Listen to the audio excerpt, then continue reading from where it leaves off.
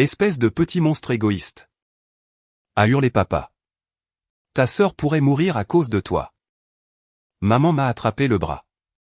C'est la famille. Tu lui dois ça. J'ai essuyé le sang de ma lèvre fendue. Alors trouvé un autre donneur. Je suis sorti et j'ai arrêté de payer toutes les factures dont il dépendait. À minuit, 127 appels manqués. La main de mon père a frappé mon visage avant que je ne finisse de dire non. Le son est venu en premier, un claquement sec dans le salon de mes parents, puis le goût métallique. Espèce de petit monstre égoïste, a hurlé papa. Ta sœur pourrait mourir à cause de toi. Les doigts de maman se sont serrés autour de mon bras. Claire était assise à 1 mètre de là, pâle sous la lumière jaune, me regardant presser 2 doigts contre ma lèvre fendue. Pendant 38 ans, ma famille m'avait appelé, celle qui est en bonne santé. Cet après-midi-là, j'ai enfin compris que ce n'avait jamais été une description, c'était une fiche de poste. J'ai essuyé ma bouche avec le dos de ma main et j'ai regardé mon père, alors trouvé un autre donneur. Je suis sorti avant que quiconque ne puisse répondre. À minuit, mon téléphone affichait 127 appels manqués. Je ne les ai pas bloqués. J'ai mis le téléphone en sourdine, je l'ai retourné face contre table et j'ai laissé chaque horodatage s'enregistrer, parce que parmi toutes les accusations, une phrase de papa me hantait plus que le reste, tu n'as pas le droit de faire marche arrière maintenant.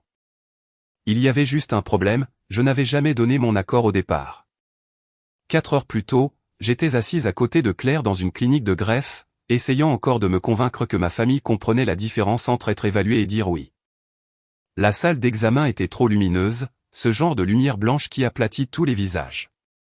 Claire était assise sur la table couverte de papier, les mains croisées sans force sur ses genoux. Elle avait perdu du poids l'année passée, ses pommettes paraissaient plus saillantes et le gilet gris qui pendait de ses épaules semblait trop grand. Maman était assise à côté d'elle.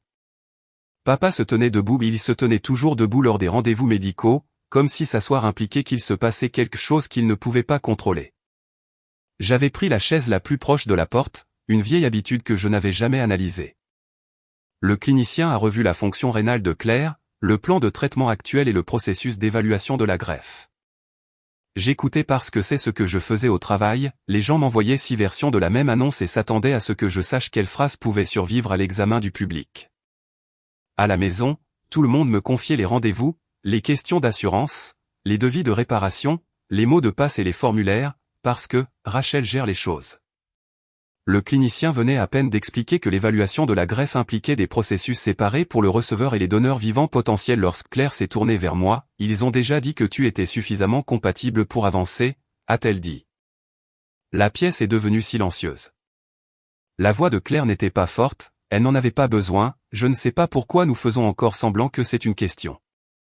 Le pouce de ma main a appuyé sur la couture de mon sac à main.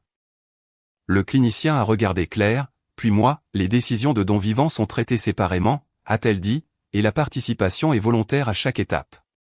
Papa a déplacé son poids d'un pied sur l'autre. Claire me fixait. Elle avait l'air épuisée. Cela comptait toujours. Sa peau avait cette apparence fragile, presque translucide, qu'elle prenait après de mauvaises semaines, et une partie primitive en moi a réagi exactement comme à mes 8 ans lorsqu'elle rentrait de l'hôpital avec des bleus au pli des bras, arrange ça. Donne quelque chose. Ne sois pas difficile. Je suis encore en train de décider si je suis donneuse ou non, ai-je dit. La bouche de Claire s'est crispée. Maman lui a frotté le dos. Papa a expiré par le nez, nous ne recommençons pas à zéro, a-t-il dit. Rachel est déjà allée aussi loin. Je l'ai regardée. Quelque chose dans cette phrase me grattait, pas assez pour arrêter la conversation, pas encore. Papa avait toujours parlé des sacrifices futurs comme s'il s'agissait de rendez-vous programmés. Quand Claire avait besoin qu'on la transporte, je la conduisais. Quand maman avait besoin d'aide pour payer une franchise, je la courais. Quand papa avait besoin de quelqu'un pour comparer des lettres d'assurance, je les lisais. Quand Rachel donnera le rein à Claire, j'avais déjà entendu des variantes de cette phrase auparavant, et chaque fois je l'avais mentalement traduite en peur, c'est juste comme ça que papa parle quand il a peur. Cette explication avait fonctionné pendant la majeure partie de ma vie. La clinicienne a réorienté la conversation vers le traitement de Claire, et je l'ai laissé faire. Quand nous sommes arrivés au parking, papa a dit, que tout le monde revienne à la maison. Nous réglons ça aujourd'hui. J'aurais dû rentrer chez moi. Au lieu de cela, je les ai suivis. Le conditionnement ressemble rarement à de l'obéissance pendant qu'on le subit, parfois, on a l'impression d'être raisonnable une fois de plus. Chez mes parents, maman a mis de l'eau à chauffer pour le thé. Personne n'en a bu. Papa est resté debout. Claire s'est laissée tomber sur le canapé, une main s'appuyant brièvement contre le coussin. J'ai vu le geste et je me suis immédiatement détesté pour ce que j'allais dire, c'était le piège, sa maladie transformait chaque limite en un acte de violence. Papa a croisé les bras, arrêtons de tourner autour du pot. Je ne tourne autour de rien. Tu es compatible. Un résultat préliminaire ne fait pas de moi une donneuse. Tu as passé les examens. Maman s'est retournée du comptoir de la cuisine, Rachel, ma chérie, personne ne t'a forcé à faire ça. La phrase est tombée étrangement.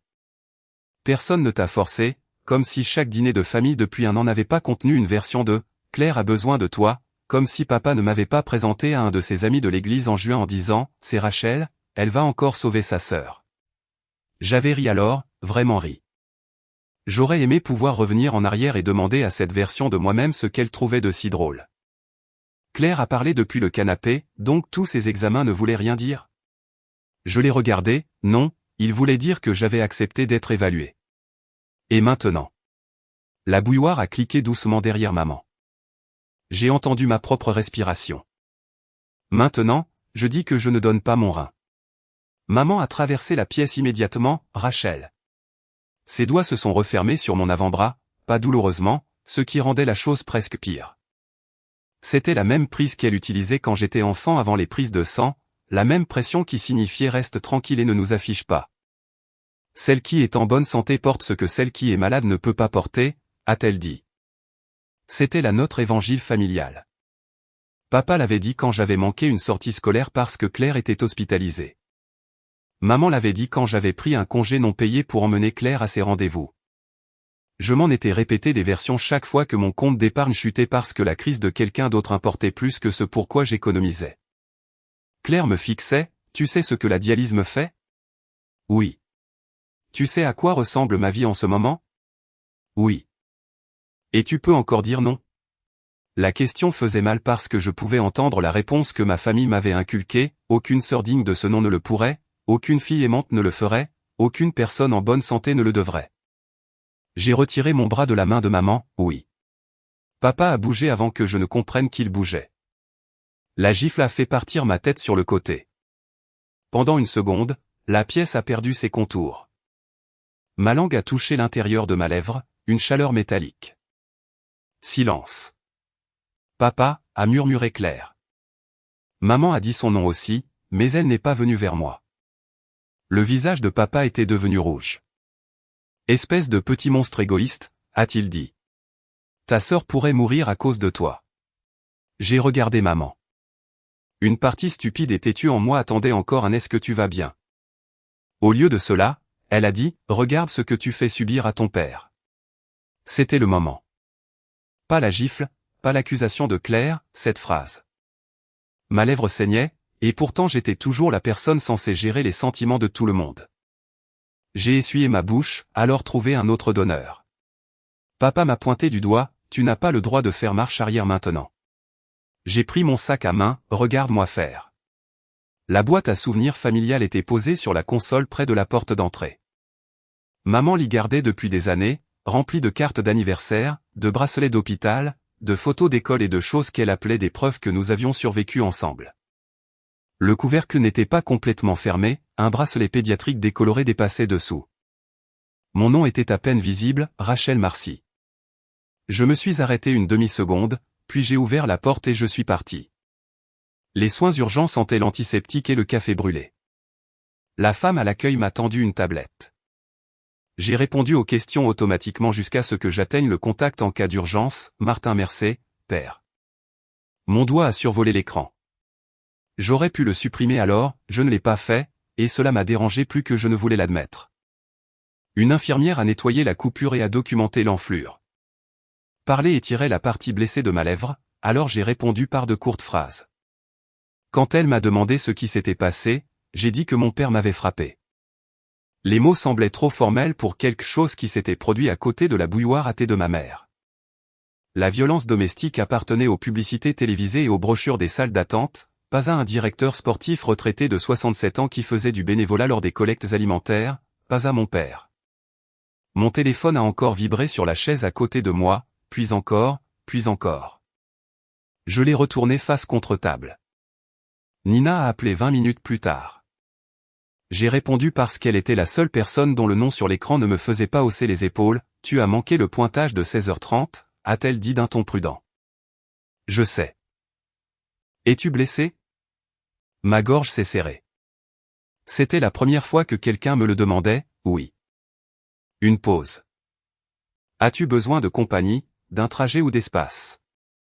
Mon réflexe a été immédiat, d'espace. Le mot est sorti avant que j'y pense. J'ai fermé les yeux. Pendant la majeure partie de ma vie, n'avoir besoin de rien avait été le moyen le plus simple de garder les gens à l'aise. Nina. Je suis ici en fait. Rejoins-moi ici, d'accord? J'ai besoin de déposer une plainte à la police. Une autre pause. Pas de hockey de surprise, pas de discours sur ce que je devrais faire, envoie-moi l'adresse. C'était tout. Après les soins urgents, Nina a conduit derrière moi jusqu'au poste de police parce que je refusais de laisser ma voiture là-bas pendant la nuit. Au guichet, je m'entendais donner le nom de mon père, l'adresse de mes parents et une description simple de ce qui s'était passé. Je lui ai dit que je ne donnerais pas de rein à ma sœur. J'ai dit qu'il m'avait frappé. L'officier a demandé qui d'autre était présent, ma mère, ma sœur. Il a demandé où j'avais été soigné, je lui ai donné les informations des soins urgents. Il a demandé s'il y avait des messages. J'ai regardé mon téléphone, 43 appels manqués. J'en ai quelques-uns. Quand j'ai fini, j'avais un numéro de dossier écrit sur un morceau de papier. L'officier m'a expliqué que je pouvais me renseigner sur les options de protection et le plan de sécurité. Il a également tiré un point très clair, faire un rapport, créer un dossier, mais je ne contrôlais pas chaque décision qui pouvait suivre si les enquêteurs ou les procureurs estimaient qu'une infraction avait eu lieu. Cela m'a tordu l'estomac. Une partie irrationnelle en moi avait imaginé déposer une plainte comme placer un document dans un tiroir, une preuve, pas une conséquence. Je ne demande à personne de l'arrêter ce soir, ai-je dit. L'expression de l'officier est restée neutre, vous pouvez nous dire ce que vous voulez et ce dont vous avez peur. Les décisions d'inculpation ne vous appartiennent pas entièrement. J'ai hoché la tête. Pendant 38 ans, ma famille avait traité chaque crise comme quelque que j'étais responsable de résoudre. Maintenant, même refuser de protéger papa des conséquences ressemblait à une autre décision que je prenais contre lui. Je n'ai pas demandé d'ordonnance de protection civile ce soir-là. Je me suis dit que je voulais voir si le rapport seul lui ferait comprendre jusqu'où il était allé. C'était la dernière lueur d'espoir que je n'avais pas encore coupée. Quand j'ai atteint mon appartement, mon téléphone affichait 76 appels manqués. Je l'ai mis en mode ne pas déranger. Je n'ai pas bloqué les numéros, non pas parce que je voulais lire les messages, mais parce que je voulais les horodatage. Au travail, lorsqu'une controverse publique éclatait, je ne me fiais jamais à quelqu'un disant qu'il y avait une tonne de plaintes, je comptais, je sourçais, je conservais les originaux. Ce soir-là, pour la première fois, j'ai traité ma famille comme je traitais une crise de communication. J'ai créé un dossier, 13 août appels, messages vocaux, textos originaux. Pas d'adjectifs, pas de « papa devient fou », pas de « maman me fait culpabiliser », juste des sources. Martin, appelle-moi immédiatement. Diane, s'il te plaît, arrête de faire ça à Claire. Claire, je n'arrive pas à croire que tu aggraves tout parce que tu es en colère contre papa. Pas un seul message n'a demandé si ma lèvre avait besoin de points de suture. Puis je me suis rappelé que papa avait toujours le double de la clé de mon appartement. Des années plus tôt, je le lui avais donné pour les urgences. Bien sûr que oui, dans ma famille, urgence avait toujours été le mot qui ouvrait toutes les portes. Il avait aussi connu le code d'alarme invité autrefois. J'ai appelé le numéro de serrurier d'urgence affiché par mon association de copropriété. Avant minuit, la serrure avait été changée, l'ancien code invité supprimé et un nouveau code entrée que personne dans ma famille ne connaissait. J'ai envoyé un email, la clé de double et l'ancien code d'alarme ne vous autorisent plus à entrer dans ma maison. Ne venez pas à ma résidence sans mon invitation écrite. Pas d'explication, pas de débat. Puis j'ai reposé le téléphone sur le comptoir. À minuit, l'écran affichait 127 appels manqués. Le lendemain matin, ma lèvre avait tellement enflé que parler tirait sur la coupure. J'ai envoyé un email à Nina avant 7 heures, je travaille à distance aujourd'hui. Déplace les déclarations enregistrées, tu peux lire la copie approuvée. Je gérerai la formulation finale et les questions écrites. Sa réponse est arrivée 2 minutes plus tard, fait. Pas de questions, pas de drame. Mon père avait frappé la partie de moi que j'utilisais pour gagner ma vie, l'ironie était presque drôle, presque. À 10 heures, j'avais un rendez-vous privé avec le défenseur des donneurs rattaché au programme de greffe de Claire. Pas de maman, pas de papa, pas de Claire, juste moi. Le défenseur a réexpliqué que le don vivant était volontaire et que je pouvais arrêter le processus à tout moment si je le voulais. Si je voulais de la confidentialité, le programme n'avait pas besoin de donner à ma famille une raison détaillée pour laquelle je n'avançais plus, donc ils n'ont pas besoin de savoir, ai-je dit. Non, a-t-il répondu. Vous contrôlez ce que vous leur dites sur votre décision. Et si mon père appelle ? Nous ne donnons pas vos dossiers de donneuse aux membres de la famille ou aux receveurs simplement parce qu'ils le demandent. Et si Claire appelle ? J'ai regardé mes mains. C'était là, une sortie propre. L'hôpital pouvait devenir le méchant pour moi. Je pouvais laisser mes parents croire qu'un examen m'avait disqualifié. Je pouvais garder le rein et peut-être garder un peu de leur approbation. Pendant plusieurs secondes, j'ai voulu cela plus que je ne voulais l'admettre. Puis j'ai réentendu papa, tu n'as pas le droit de faire marche arrière maintenant. Non, ai-je dit. Le défenseur a attendu. Je ne veux pas qu'on m'invente une raison médicale. Je veux que mon dossier reflète que je me suis retiré volontairement. Vous êtes sûr ?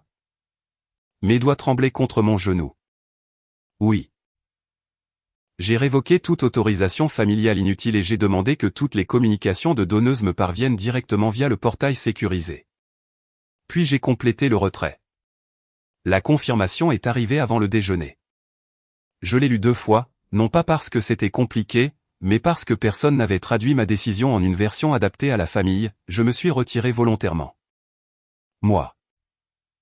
Cet après-midi-là, j'ai ouvert mon application bancaire. Depuis 7 ans, j'envoyais $600 à mes parents chaque mois pour combler l'écart entre leur paiement d'hypothèque et le montant que papa et maman disaient pouvoir gérer confortablement.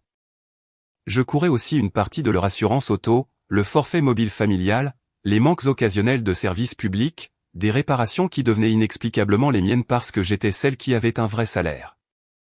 Papa avait une pension et la sécurité sociale, maman avait la sécurité sociale et des revenus de tenue de livres saisonniers. Ils n'étaient pas misérables, mon argent leur avait permis d'éviter de changer un mode de vie construit lorsque papa travaillait encore à temps plein. Je m'étais dit que j'aidais parce que la maladie de Claire avait mis tout le monde à rude épreuve, c'était peut-être vrai autrefois, mais ma carte était toujours attachée à des factures des années plus tard. Je les retirais. Pas leur compte, mon moyen de paiement. Puis j'ai envoyé un email indiquant la prochaine date de facturation pour que personne ne puisse prétendre que j'avais délibérément causé une interruption sans préavis, je ne payerai plus ces dépenses ménagères après le cycle actuel. Veuillez mettre à jour chaque compte avec votre propre moyen de paiement. J'ai ajouté un paragraphe de plus, l'assurance maladie de Claire, ses médicaments, ses soins liés à la dialyse, son évaluation de greffe et ses frais d'hôpital ne sont pas payés via mes comptes et ne sont pas affectés par cette décision. Les demandes futures d'aide financière doivent être faites par écrit. Maman a répondu la première, Rachel, ce n'est pas le moment de prendre des décisions financières émotionnelles. Papa a répondu 3 minutes plus tard, alors maintenant tu détruis la maison avec ta sœur. J'ai lu la phrase lentement. Rein, hypothèque, téléphone portable, assurance, service public. Des choses différentes, la même catégorie dans son esprit, des choses que Rachel avait, des choses dont la famille avait besoin, donc des choses auxquelles la famille avait droit. Mon téléphone a clignoté avec une notification de message vocal de tante Teresa. J'ai failli l'ignorer, puis je me suis rappelé ce qu'elle avait dit la veille, ton père a dit que la chirurgie était pratiquement fixée. Je l'ai appelée, tante Teresa. Oh, ma chérie, sa voix s'est adoucie, je ne veux pas m'en mêler. Je ne vous demande pas de le faire, une phrase que j'utilisais au travail a fait surface automatiquement. Pouvez-vous me transférer exactement ce que papa vous a envoyé ? Pas une capture d'écran, l'email original. Silence. Pourquoi ? Parce que je veux savoir ce qu'il a réellement dit. Quelques minutes plus tard, l'email est arrivé. J'ai ouvert l'original de Martin Mercé, Sujet, mise à jour claire. J'ai survolé jusqu'à ce qu'une phrase me stoppe, Rachel a accepté d'être la donneuse de Claire et nous avançons vers la chirurgie. Mes yeux sont allés à la date, puis j'ai ouvert le portail sécurisé des donneurs. J'ai vérifié la date de mon rendez-vous de consentement privé, j'ai vérifié les étapes de compatibilité antérieures, j'ai vérifié quand j'avais officiellement dit au programme pour la première fois que je décidais encore si je continuais. L'email de papa est arrivé avant une étape clé qui rendait sa formulation impossible à rejeter comme un simple raccourci. Je me suis rappelé l'avoir entendu dire aux gens, quand Rachel donnera le rein à Claire. Je l'avais remarqué, bien sûr que oui, je ne m'étais simplement pas laissé appeler cela par son nom. Chaque fois que j'avais corrigé ces mots dans ma propre tête, il a peur, il veut dire si, il présume trop, il ne comprend pas le processus. Je faisais du contrôle de version pour mon père sans m'en rendre compte, éditant sa certitude en quelque chose de plus doux pour pouvoir continuer à l'aimer. J'ai ouvert un document vierge. En haut, j'ai tapé « ce que j'ai dit ». Puis à côté, ce qu'ils ont dit que j'avais dit. Sous le deuxième titre, j'ai collé la phrase exacte de papa. Sous le premier, j'ai entré ce que mon dossier de donneuse montrait réellement à cette date. J'ai fixé les deux colonnes. Pour la première fois depuis qu'il m'avait frappé, la pièce semblait complètement silencieuse. Papa n'avait pas simplement mal compris ma décision après que j'avais dit non, il avait annoncé mon oui avant que j'en ai un. 2 matins plus tard, j'étais de retour à mon bureau à la bibliothèque centrale avec de l'anticerne ne réussissant pas à cacher le bleu jaunissant près de ma bouche et une mince ligne le long de ma lèvre inférieure qui tirait chaque fois que je prononçais un mot avec trop de force. Parler faisait moins mal que le premier jour, cela faisait encore assez mal pour me le rappeler. À 9 heures, Nina se tenait sur le pas de la porte en tenant un communiqué de presse imprimé. « Nous avons envoyé le mauvais paragraphe aux stations de radio », a-t-elle dit. Ce problème au moins savait comment se comporter. Quelle version ressemble à celle de mardi? Il y avait 2 ébauches de mardi. Nina s'est laissée tomber sur la chaise en face de moi, évidemment qu'il y en avait 2. Ma bouche a failli former un sourire, cela a tiré sur la coupure, alors je m'arrête. Le communiqué concernait des rénovations dans l'une de nos succursales, rien de dramatique. Une ébauche disait que la section enfants resterait ouverte, une inspection ultérieure avait changé le calendrier, et la version finale disait qu'elle fermerait temporairement. Quelqu'un avait joint le fichier plus ancien à l'email de distribution. 10 minutes plus tard, la séquence était propre, ébauche originale, révision, approbation, mauvaise pièce jointe, liste de distribution, correction. Personne n'avait besoin d'être mauvais pour qu'une mauvaise version se propage, il suffisait que quelqu'un l'envoie une fois et que tout le monde en avale la répète. Honnêtement, cette pensée a fait stopper mes doigts sur le clavier. Sur mon second écran se trouvait le document que j'avais commencé à la maison, ce que j'ai dit et ce qu'ils ont dit que j'avais dit.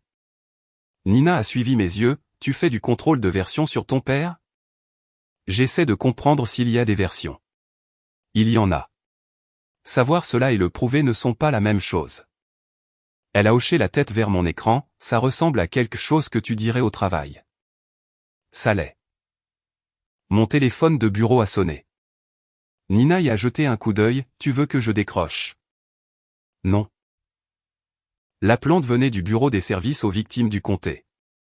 Mon estomac s'est serré avant que je ne réponde. La femme s'est identifiée, a confirmé le numéro de rapport de police de la nuit où papa m'avait frappé et a expliqué pourquoi elle appelait. L'enquête avait avancé, une plainte pour délit de violence domestique avait été déposée et papa avait été sommé de comparaître pour son inculpation. Pendant plusieurs secondes, le seul son dans mon bureau a été le système de ventilation. Alors que se passe-t-il maintenant, ai-je demandé. Elle a expliqué la partie qui m'importait, s'il était libéré en attendant le procès, le tribunal pouvait imposer des conditions. Je recevrai un avis pour tout ce qui affectait le contact ou la sécurité. Vous n'avez pas besoin de communiquer avec lui au sujet de l'affaire, a-t-elle dit. Je n'essaie pas de décider de ce qui lui arrive. Je comprends. C'était facile pour elle à dire, rien à ce sujet ne semblait facile de mon côté du bureau. Quand j'avais fait le rapport, une partie irrationnelle en moi avait encore imaginé papa recevant un appel téléphonique sévère, réalisant ce qu'il avait fait et redevenant mon père avant que la machine ne bouge plus loin. Au lieu de cela, il y avait maintenant un intitulé d'affaires avec l'état d'un côté et son nom de l'autre. Je n'avais pas créé les règles régissant ce qui se passait ensuite, j'avais seulement arrêté de cacher le fait qu'il m'avait frappé. La distinction importait, mais elle ne rendait pas mes mains plus chaudes. À la fin de la semaine, un autre avis est arrivé via le canal des services aux victimes, papa avait été libéré sous des conditions qui incluaient aucun contact direct avec moi et des instructions de rester à l'écart de mon appartement et de mon lieu de travail. J'ai lu l'avis 3 fois, puis je l'ai sauvegardé dans le même dossier daté que le dossier des soins urgents, le numéro d'incident de police et le journal d'appel de cette première nuit. Nina se tenait près de mon bureau pendant que je renommais le fichier « Tu vas bien ?» La question m'a prise au dépourvu, même si elle en avait posé une version chaque jour. « Non », ai-je dit, puis après un moment, « mais je sais ce qui s'est passé. » Cela devenait presque aussi important. Papa a cessé d'apparaître directement sur mon téléphone, la pression n'a pas cessé, elle a changé d'expéditeur. Une cousine à qui je n'avais pas parlé depuis Noël a écrit « J'ai entendu dire que tu te retirais au dernier moment. » Je ne juge pas, mais Claire doit être terrifiée. Une femme de l'église de mes parents a envoyé un email à mon adresse professionnelle parce qu'elle disait ne pas avoir mon adresse personnelle, « Votre père nous a dit que vous alliez donner. » Tout le monde a prié pour vous deux. J'espère que cela peut encore être réparé. Puis tante Teresa a transféré un message d'un autre parent avec presque la même phrase, « C'est retiré au dernier moment. » J'ai fixé ces mots. 3 personnes, 3 conversations différentes, même construction. Les gens inventent rarement des résumés identiques de manière indépendante, quelqu'un leur donne le langage. Le lendemain matin, j'ai demandé à Nina de m'aider avec exactement une chose, si quelque chose de personnel à ce sujet arrive via un compte de la bibliothèque. Personne ne discute avec l'expéditeur, d'accord? Personne ne me défend non plus. Ses sourcils se sont levés. Conserve-le simplement et achemine-le-moi. Tu es sûr? Oui. L'envie de demander à mes collègues de corriger des inconnus en mon nom était presque physique, tout comme l'envie d'écrire à chaque parent une explication détaillée du consentement du donneur vivant, des tests préliminaires, de la confidentialité, de la pression et de 38 ans d'histoire.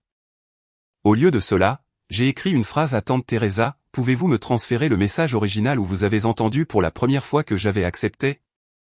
Puis j'ai envoyé des demandes similaires à 2 autres personnes, des originaux, pas des captures d'écran, pas des résumés.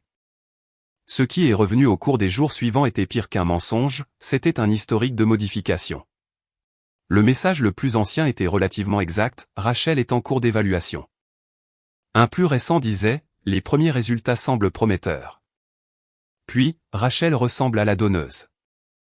Puis, Rachel a accepté de donner. Après mon refus, Rachel s'est retirée au dernier moment. J'ai placé chaque phrase à côté de sa date. Mes dossiers de donneuse étaient ouverts sur l'autre écran. La première fois que papa a écrit que j'avais accepté, c'était avant mon rendez-vous privé avec le défenseur des donneurs, la réunion où quelqu'un s'est enfin assis en face de moi sans Claire, maman ou papa dans la pièce et m'a demandé si je voulais réellement continuer. Avant que quiconque ne me l'ait demandé en privé, mon père avait déjà répondu en public. Un souvenir a fait surface avec une clarté embarrassante. Nous avions été à la table de la cuisine de mes parents quelques semaines après mes résultats préliminaires. Papa parlait de Thanksgiving, quand tu donneras, nous devrons probablement faire quelque chose de petit cette année. Si je donne, avais-je corrigé. Il avait balayé d'une main, mince différence. Non, ce n'est pas la même chose. Claire avait été assise en face de moi, son visage avait changé au mot si, pas dramatiquement, juste assez. Sa fourchette s'était arrêtée à mi-chemin de sa bouche. Je me suis rappelé avoir vu cela et m'être immédiatement adouci, je dis juste qu'il y a d'autres étapes. Papa avait souri comme si j'étais revenu au script approuvé, c'est ma fille. À l'époque, laisser passer avait semblé gentil, maintenant, je regardais ces messages et comprenais ce que ma gentillesse avait acheté. Chaque fois que je le corrigeais en privé puis laissais la phrase publique subsister, sa formulation devenait plus dure, la possibilité devenait probabilité, la probabilité devenait plan, le plan devenait promesse, la promesse devenait dette. Une notification s'est ouverte dans le coin de mon écran, paiement de l'assurance auto-requis. Cela m'a emmené ailleurs.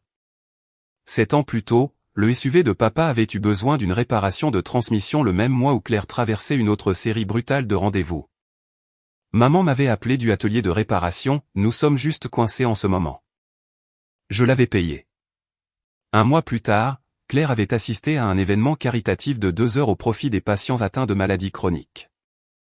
Maman avait publié 6 photos, ma belle et brave fille qui donne encore en retour, peu importe ce que la vie lui réserve. Personne n'avait publié de photos de la facture de transmission. Un autre souvenir a suivi, un week-end en chalet que j'avais réservé avec 2 amis à Hawking Hills. Vendredi matin, le trajet de Claire pour un rendez-vous est tombé à l'eau. Maman avait dit, ce n'est qu'un week-end.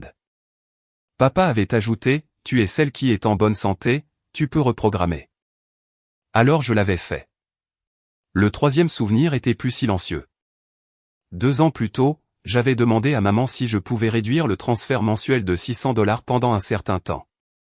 Mon employeur avait augmenté l'abondement pour la retraite et je voulais contribuer davantage. Elle faisait de la tenue de livre à la table de la cuisine sans même lever les yeux de sa calculatrice. Le traitement de Claire n'est pas quelque chose que nous pouvons programmer autour de tes économies. Je m'étais excusé. C'était le détail qui m'embarrassait maintenant, pas que j'ai demandé, mais que je m'en sois excusé. J'ai ouvert ces temps de transfert, soutien au logement, assurance, réparation, déficit de services publics, forfait téléphonique. Le total se situait entre 75 000 et 80 000 $, selon ce que je comptais. Pendant un moment, je l'ai fixé comme si le chiffre appartenait à quelqu'un d'autre. Papa avait une pension, mes 2 parents recevaient la sécurité sociale, maman gagnait encore un peu d'argent en faisant de la tenue de livre saisonnière. Mais $600 par mois n'avaient pas fait barrière entre eux et la famine, ils avaient fait barrière entre eux et un ajustement à un forfait téléphonique plus petit, moins de dîners au restaurant, peut-être une voiture au lieu de 2. Peut-être utiliser leurs propres économies lorsque la chaudière avait besoin de travaux. Mon argent n'avait pas sauvé leur vie, il avait sauvé leurs préférences. Celle qui est en bonne santé porte ce que celle qui est malade ne peut pas porter. Pendant des années, j'avais pensé que « malade » signifiait Claire. En regardant ces transferts, j'ai réalisé que la phrase s'était élargie jusqu'à ce que tout le monde sauf moi soit qualifié pour déposer quelque chose. Cet après-midi-là, j'ai appelé ma sœur. Claire a répondu à la 5e sonnerie, « Salut ». Sa voix semblait fatiguée, la culpabilité est arrivée pile à l'heure. « Comment te sens-tu ? » « Pas très bien. » Pendant plusieurs secondes, l'ancienne conversation a essayé de prendre le dessus. Comment se passait la dialyse? Avait-elle besoin de courses? Maman avait-elle eu ses ordonnances? Quelqu'un la conduisait-il la semaine prochaine? Au lieu de cela, j'ai regardé la chronologie sur mon bureau. « Claire, j'ai besoin que tu répondes à une question. » Une pause. D'accord. T'ai-je déjà dit que j'avais accepté de donner mon rein? Papa a dit que tu étais compatible. Ce n'était pas ma question. Sa respiration a changé. Rachel, voyons. Te l'ai-je dit? Oui, tu as fait tous les examens, alors qu'étais-je censé penser? Que j'étais examiné. Tu fais toujours ça. Faire quoi? Tout transformer en mots exacts quand tu sais ce que les gens veulent dire. La sentence a frappé plus fort que je ne m'y attendais. Mots exacts. Au travail, les mots exacts étaient la façon dont nous empêchions les avis publics d'envoyer les gens vers des bâtiments fermés. À la maison, les mots exacts étaient apparemment devenus de la cruauté. Y a-t-il jamais eu une date de chirurgie? Ai-je demandé. Tu sais à quel point je suis malade? Oui. Alors pourquoi m'interroges-tu sur une date? Parce que les gens disent que j'ai annulé quelque chose qui n'a jamais existé. Tu as changé d'avis. Non, j'ai pris ma décision. Claire, sais-tu? La colère m'a traversé, lente et inconnue. Toute ma vie, je l'avais protégée de la colère parce que la maladie lui avait déjà tellement pris, comme si être malade signifiait que personne n'était jamais autorisé à demander ce qu'elle choisissait de faire du pouvoir que tout le monde lui mettait entre les mains. Tu pensais que je donnerais parce que je fais toujours ce qu'il faut, ai-je dit. Ce n'est pas juste. C'est ce que tu viens de dire. Je pensais que tu m'aimais. Les mots sont allés droit à travers chaque défense que j'avais. Pendant une seconde, j'avais de nouveau 8 ans, assise sous les lumières blanches de l'hôpital pendant que maman m'appelait brave. Puis le présent est revenu, mon bureau, mon ordinateur portable, mon nom en haut de mes propres dossiers médicaux. Je t'aime, Claire. La voix de Claire s'est légèrement brisée, alors je ne te comprends pas. Tu n'as pas besoin de me comprendre aujourd'hui. Elle a expiré. Après un moment, elle a dit, maman a encore ton bracelet. Quel bracelet? Tu sais lequel, de quand nous étions enfants. Celui de l'hôpital. Elle le garde dans cette boîte. La boîte à souvenirs près de la porte d'entrée, la bande décolorée avec mon nom dessus. Pourquoi me dis-tu ça? Je ne sais pas. Cette réponse semblait plus honnête que tout le reste de ce qu'elle avait dit. Nous avons mis fin à l'appel sans résoudre une seule chose, mais une croyance n'y a pas survécu. Claire ne se tenait pas simplement à l'intérieur d'une histoire que papa avait créée, elle en utilisait aussi des parties. Le lundi suivant a apporté le premier cycle de facturation après que j'ai retiré mes moyens de paiement. Maman a envoyé un email avant 8 heures du matin. Son sujet était simplement « facture ». En pièces jointes se trouvait une liste, hypothèque, assurance auto, service mobile, un paiement de service public. Elle avait marqué les entrées qui provenaient auparavant de moi. Pas de confusion, pas d'arithmétique manquante, bien sûr que non, maman avait passé des années à faire de la tenue de livre, elle savait exactement ce que mon argent couvrait. Sa note se terminait par « Ton père appelle cela punir une famille malade. J'espère que lorsque tu te calmeras, tu verras cela. » Le nom de papa dans la phrase a fait bondir mon pouls, puis je m'arrête. Maman avait écrit l'email, je n'avais aucune source prouvant qu'il lui avait ordonné d'envoyer ce message. C'est ainsi que je l'ai consigné, source, Diane Mercé. Affirmation, Diane dit que Martin appelle le retrait financier une punition. Pas d'embellissement, pas de supposition. Un message séparé est arrivé de Claire 1 heure plus tard, as-tu aussi annulé l'abonnement de livraison de courses? Sérieusement, c'est la semaine où j'ai 3 rendez-vous. Je l'ai lu 2 fois. Son assurance maladie était intacte, ses médicaments étaient intacts, son traitement était intact, ce qui avait disparu était une commodité que je payais. Mes doigts ont survolé le clavier. Il y avait 10 réponses différentes que je voulais envoyer, une seule importait, oui, cet abonnement était payé avec ma carte. Je ne le renouvelle pas. L'email de maman a reçu une réponse tout aussi courte, ces comptes sont les vôtres. Mon moyen de paiement ne sera pas rétabli. Puis j'ai fermé ma boîte de réception. Cet après-midi-là, tante Teresa a transféré un autre ancien email, j'avais oublié celui-ci, a-t-elle écrit. Papa l'avait envoyé des semaines avant que le processus de don ne devienne sérieux. Il m'y appelait, la donneuse évidente. Il disait aux proches de ne pas s'inquiéter, Rachel assure toujours. Ma poitrine s'est serrée. Plus bas, sous un paragraphe sur la peur de Claire, se trouvait une autre phrase, une fois qu'elle verra à quel point Claire a peur, Rachel ne dira pas non. Je l'ai lu une fois, puis une autre. Pas de terminologie médicale, pas de malentendu sur la compatibilité, pas de confusion sur le processus, papa n'avait pas prédit ma décision, il avait prédit la pression qui la contrôlerait. J'ai joint l'email à ma chronologie, réservé une consultation avec une avocate nommée Elena Ruiz pour la semaine suivante et ne lui ai envoyé que la chronologie et les documents sources. Pas d'histoire d'enfance, pas de discours sur quel genre de père Martin Mercé avait été, les faits d'abord. Lorsque la confirmation de rendez-vous est arrivée, j'ai relu la phrase de papa une dernière fois, une fois qu'elle verra à quel point Claire a peur, Rachel ne dira pas non. Pendant 38 ans, la peur avait été le langage familial que je traduisais le plus vite, maintenant, je savais enfin qu'il avait utilisé pour parler en mon nom. La phrase de l'email de papa est restée avec moi tout le week-end. Lundi matin, je l'avais lu suffisamment de fois pour que les mots ne ressemblent plus à une menace, ils ressemblaient à un manuel d'instruction, pas pour moi, pour lui. La salle de conférence du bureau d'Elena Ruiz était plus petite que ce à quoi je m'attendais, pas de bois sombre, pas d'étagère dramatique de livres de droit, pas de personne attendant pour me dire exactement à quoi la justice devrait ressembler, juste une table carrée. 2 bloc-notes juridiques, une carafe d'eau et une fenêtre donnant sur un garage de stationnement. Cela a aidé. Elena a ouvert la chronologie que je lui avais envoyée par email et a tourné la première page vers elle. Vous avez construit ceci? Oui. Les sources originales là où je pouvais les obtenir. Des captures d'écran uniquement quand c'était le seul format disponible. Les emails originaux sont joints séparément. Les journaux d'appel sont exportés de mon compte. Les dossiers médicaux sont les miens. Elle m'a regardé un moment, que faites-vous déjà comme travail? Les communications. Cela explique les notes de bas de page. Malgré moi, j'ai souri. La coupure sur ma lèvre a tiré, le sourire a disparu. Elena l'a remarqué mais n'a pas commenté. Au lieu de cela, elle a parcouru les documents dans l'ordre, le dossier des soins urgents, le rapport d'incident de la police, les messages de cette première nuit, l'avis que j'avais envoyé après avoir changé les serrures de mon appartement, l'avis de l'affaire pénale. Les conditions de libération de papa lui interdisant tout contact direct et lui ordonnant de rester à l'écart de ma maison et de mon lieu de travail, puis les emails, Rachel est en cours d'évaluation, Rachel ressemble à la donneuse, Rachel a accepté, Rachel s'est retirée au dernier moment. Elena a tapé sur la dernière phrase avec un doigt, c'est important émotionnellement, a-t-elle dit, mais j'ai besoin que vous sépariez quelque chose pour moi. D'accord?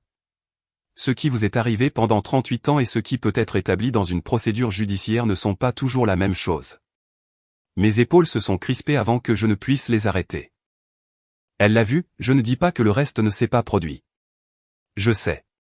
Vraiment? Cela m'a irrité plus que cela n'aurait dû, peut-être parce que la réponse était non. Pendant la majeure partie de ma vie, si quelqu'un séparait ce qui s'était passé de ce qui pouvait être prouvé, j'entendais la seconde moitié comme un déni de la première. Elena a tourné une autre page, l'agression est documentée. Le contact indésirable continu est documenté. Les déclarations de votre père sur votre décision de don ont des sources identifiables. Le tribunal pénal a déjà imposé des conditions de libération. Si vous voulez une protection civile supplémentaire construite autour de l'accès, nous pouvons en parler. Qu'en est-il des dossiers de Claire? Nous n'en avons pas besoin. Je ne les veux pas, bien, le diagnostic de ma sœur n'est pas une preuve contre mon père. Non. La fonction rénale de ma sœur n'est pas à moi d'exposer. Non. La réponse est venue facilement d'Elena, cela importait. Mes parents avaient passé des années à traiter la vie médicale de Claire comme une propriété commune, chaque résultat de laboratoire devenait une conversation de dîner, chaque rendez-vous devenait un événement ménager. Chaque crise devenait une raison pour laquelle les règles normales ne s'appliquaient plus. Je n'avais aucune intention d'utiliser la confidentialité de Claire simplement parce que ma propre confidentialité avait été ignorée. Elena a fermé le dossier, que voulez-vous? L'arrêter. C'est vaste. L'arrêter de décider qu'il a accès à moi chaque fois qu'il pense que sa raison est suffisamment importante. Elle a attendu. La lumière fluorescente au-dessus de nous faisait un léger bourdonnement électrique. Et s'il n'admet jamais qu'il avait tort, a-t-elle demandé. La question est tombée plus lourdement que tout ce qu'elle avait dit d'autre. Quelque part sous le rapport de police, les emails, le retrait de donneuse et les serrures que j'avais changées, il y avait encore une enfant qui attendait que papa la regarde et dise je n'aurais pas dû faire ça, pas j'avais peur, pas Claire était malade, pas tu m'as poussé trop loin. Juste j'avais tort.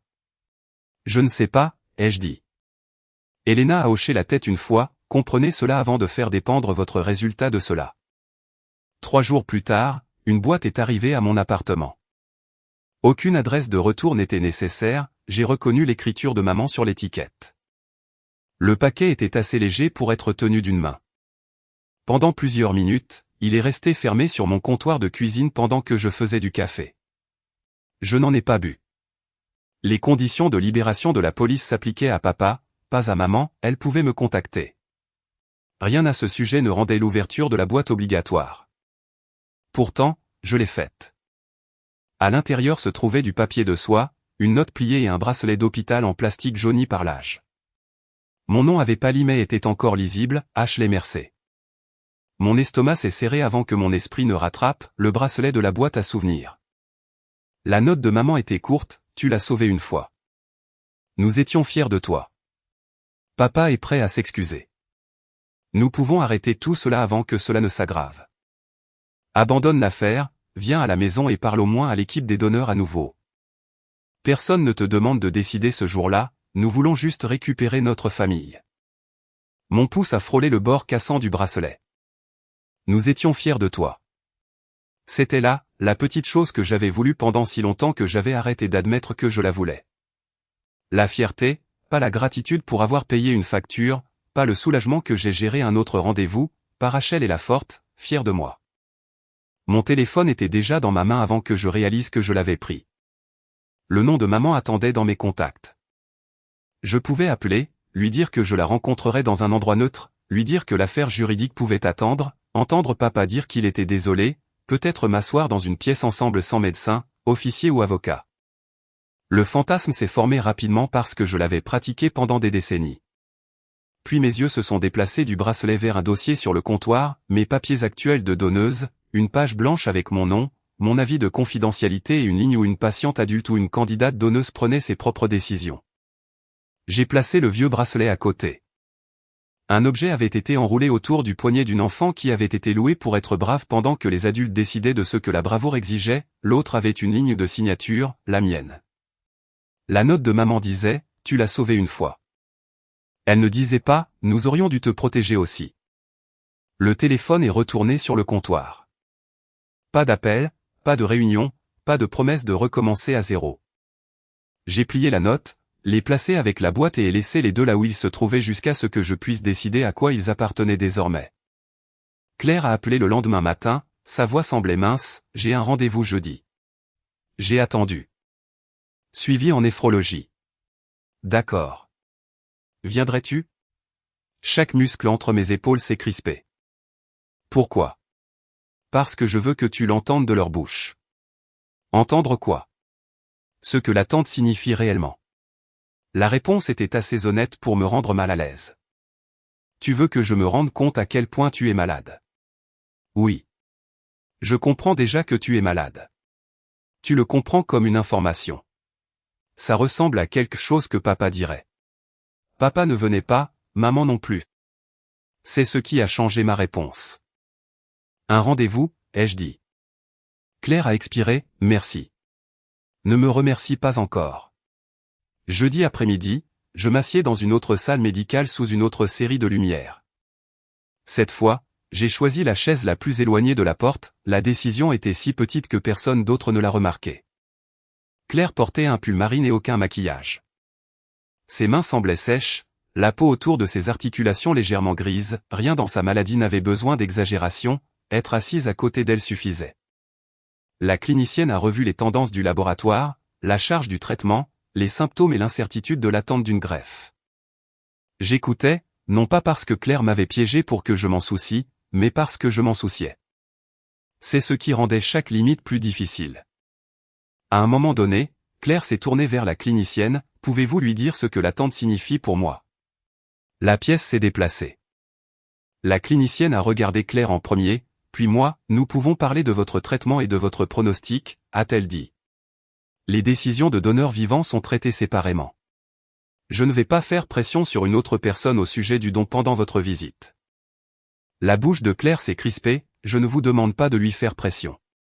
Tu lui as demandé de venir ici pour entendre ce que l'attente signifie, ai-je dit. Claire s'est tournée vers moi, alors? Alors je suis là, puis écoute. J'ai été. La clinicienne a jeté un coup d'œil entre nous mais n'est pas intervenue. Bien, ce n'était pas sa conversation à résoudre. Les doigts de Claire se sont tordus ensemble, tu peux partir d'ici, les mots sont venus doucement. Tu peux sortir et retourner à ton appartement et à ton travail. Tu n'as pas de machine qui décide de la façon dont ta semaine fonctionne, tu ne programmes pas ta vie autour des chiffres de laboratoire. Non. Tu peux t'asseoir là en bonne santé et dire non parce que tu sais que tu peux partir. La vieille culpabilité est montée si vite que je l'ai presque prise pour la vérité. Puis une autre pensée a suivi, ma santé ne rendait pas mon consentement moins précieux. Je comprends que tu sois malade, ai-je dit. Ma réponse est toujours non. Claire m'a fixé. La clinicienne a baissé les yeux vers le dossier, nous donnant de l'intimité sans prétendre qu'elle avait disparu. Une question attendait depuis notre dernier appel, savais-tu qu'il n'y avait jamais eu de date de chirurgie? Le visage de Claire a changé, pas beaucoup. Son regard est tombé sur ses mains, c'est ce que tu es venu me demander ici? Non, tu m'as demandé de venir ici. Je demande maintenant. Papa pensait que. Savais-tu? Une longue respiration a quitté la pièce, oui. Le mot a été à peine porté à travers la pièce. Ma mâchoire s'est crispée, depuis combien de temps? Je savais que rien n'était définitif. As-tu corrigé quelqu'un qui disait que j'avais accepté? Non. Pourquoi? Claire a frotté un pouce sur l'autre, parce que je pensais que tu le ferais. Ce n'était pas ma question. Sa tête s'est relevée, parce que chaque fois que quelqu'un disait que tu allais le faire, je pouvais respirer pendant 5 minutes. Il n'y a pas eu de confession théâtrale, pas de sourire narquois, pas de cerveau secret, juste ma sœur me disant qu'un mensonge sur mon corps l'avait rendu moins effrayé, alors elle l'avait laissé vivre.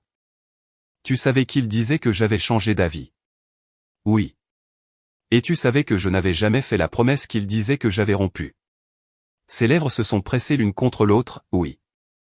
La réponse a fait plus mal que ce à quoi je m'attendais parce qu'une partie de moi avait encore gardé Claire dans une catégorie séparée, papa contrôlait, maman permettait, Claire souffrait. La simple souffrance était plus facile à pardonner quand je la traitais comme de l'innocence. Je n'ai pas dit à papa de te frapper, a-t-elle dit. Je sais. Je ne ferai jamais ça. Je sais. Alors pourquoi me regardes-tu comme ça? Parce que tu n'avais pas besoin d'ordonner la pire chose qui s'est produite pour bénéficier de tout ce qui l'entourait. Claire a flanché. Le regret a suivi immédiatement, non pas parce que la déclaration était fausse, mais parce qu'une partie de moi croyait encore que la colère envers Claire nécessitait une réparation instantanée. Je ne l'ai pas réparée. Ses yeux sont retournés au sol. Après un moment, elle a dit, « Papa pense que tu reviendras si je me détériore. » La pièce a semblé se rétrécir, « Quoi ? » Il a dit que tu le fais toujours. Je me suis rappelé l'email de papa, une fois qu'elle verra à quel point Claire a peur, Rachel ne dira pas non. Deux sources séparées, même mécanisme. Claire m'a regardé, je ne dis pas qu'il a raison. Tu n'as pas besoin de le dire. Le rendez-vous s'est terminé 20 minutes plus tard. À l'extérieur, Claire a demandé si nous allions prendre un café. Non. Son visage s'est fermé, je suis venu au rendez-vous. Je sais. Cela ne veut pas dire que j'ai le reste de l'après-midi. Elle a eu l'air de vouloir se disputer, au lieu de cela, elle a hoché la tête. En rentrant chez moi en voiture, j'ai réalisé que c'était la première fois que j'étais près de la crise médicale de Claire et que je partais avant que tout le monde ne décide que j'avais fini. Samedi est arrivé avec rien à mon calendrier, rien, pas de rendez-vous, pas d'appel d'assurance, pas de course, pas de trajet chez mes parents. À 8 heures du matin, mon corps s'est comporté comme si j'avais oublié quelque chose. Le téléphone est sorti de la table de chevet, pas de message d'urgence. À 9 heures, j'ai vérifié à nouveau, rien.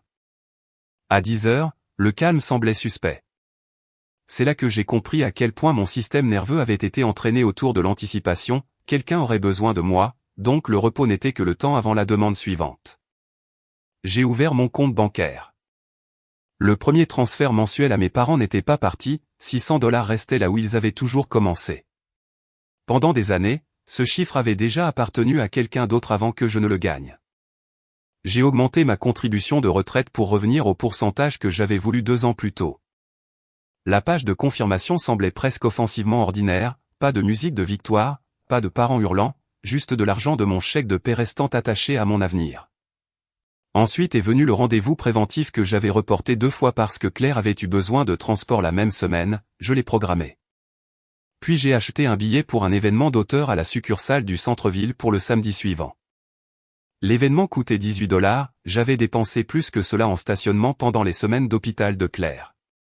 Pourtant, cliquer dessus m'a serré la gorge, ce n'était pas l'argent, c'était mettre quelque chose d'inutile sur mon calendrier simplement parce que je voulais y être. Plus tard cet après-midi-là, le vieux bracelet d'hôpital était toujours sur mon comptoir de cuisine. Une enveloppe propre est sortie du tiroir de mon bureau. Sur le devant, j'ai écrit mon nom complet, Rachel Mercé. À l'intérieur est allé le bracelet, puis l'enveloppe est allée dans mon dossier médical personnel, pas le dossier de Claire, pas la boîte à souvenirs de maman, le mien.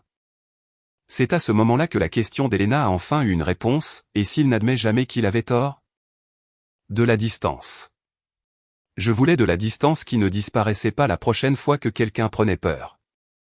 Lundi, j'ai appelé Elena, je sais ce que je veux. Elle a attendu. Je veux quelque chose d'exécutoire. L'affaire pénale avançait déjà sans ma permission ou ma gestion, les conditions de libération de papa lui interdisaient tout contact direct et lui ordonnaient de rester à l'écart de mon appartement et de mon lieu de travail.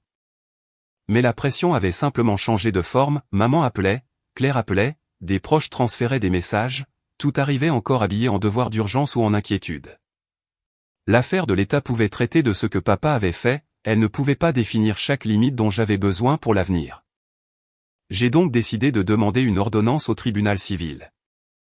Elena m'a guidé à travers les formulaires.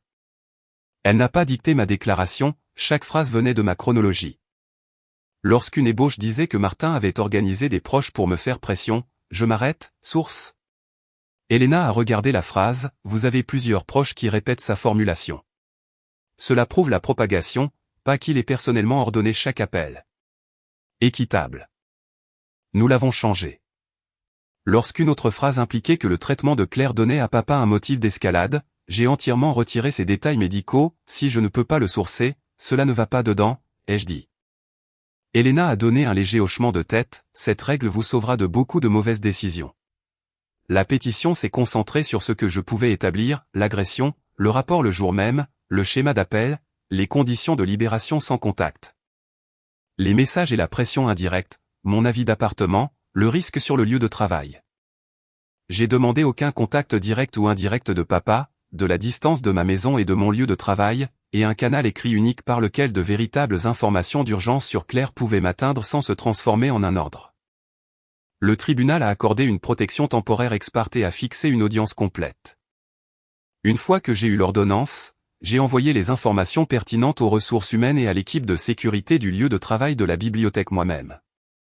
La bibliothèque centrale était un espace public, papa ne pouvait pas être effacé magiquement de chaque étage parce que j'étais mal à l'aise, le plan était donc spécifique. Aucun membre du personnel ne divulguerait mon emploi du temps, personne ne m'appellerait pour le rencontrer, il n'était pas autorisé à entrer dans la suite administrative ou à franchir les portes réservées au personnel pour me chercher. Le bureau de sécurité a envoyé un avis officiel expliquant la zone restreinte et la limite du lieu de travail. Cela importait pour moi, non pas parce que le papier était magique, mais parce que l'ambiguïté avait toujours été l'endroit préféré de papa où se tenir. Une semaine avant l'audience, Elena a appelé, l'avocat de Martin a demandé un report. Je m'adosse dans mon fauteuil de bureau, pourquoi faire? Du temps pour se préparer. L'obtiendront-ils? Ils le peuvent. L'ordonnance temporaire reste en vigueur. La vieille partie de moi a entendu un délai et l'a traduit en danger, plus de temps pour papa de parler, plus de temps pour maman de me faire culpabiliser, plus de temps pour Claire de se détériorer. Que faisons-nous? La réponse d'Elena était simple, nous suivons l'ordonnance qui existe déjà. Après l'appel, j'ai regardé la nouvelle date d'audience, plusieurs semaines de plus. Pendant des années, j'avais imaginé les limites comme quelque chose qui ne devenait réel qu'après que quelqu'un de plus fort acceptait de les faire respecter, un juge, un médecin, un père. Maintenant, je devais vivre à l'intérieur d'une limite avant que l'audience finale n'ait lieu. C'était plus difficile, c'était aussi tout le sujet. Claire est allée à l'hôpital 4 jours plus tard. Le message de maman est arrivé via le canal d'urgence juste après 18 h, Claire est à l'hôpital. Quoi que ce soit, viens maintenant. Mon corps a bougé avant mes pensées, clés, manteau, chaussures, sac à main. L'itinéraire vers l'hôpital s'est assemblé dans ma tête automatiquement, 22 minutes si le trafic était fluide. L'ascenseur était à 3 pas de ma porte d'entrée quand je m'arrête. Mes doigts étaient enroulés autour de la poignée.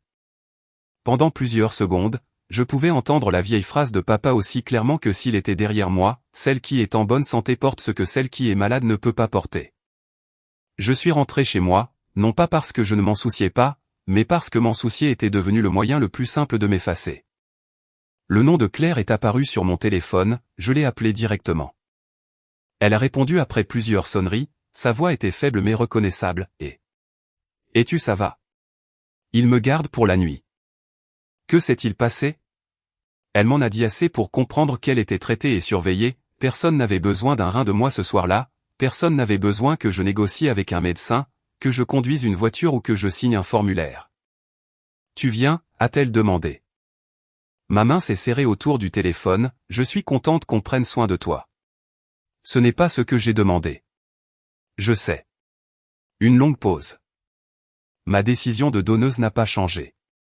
Claire a expiré, évidemment, c'est ce que tu dis en ce moment. Je ne discute pas du don pendant que tu es à l'hôpital.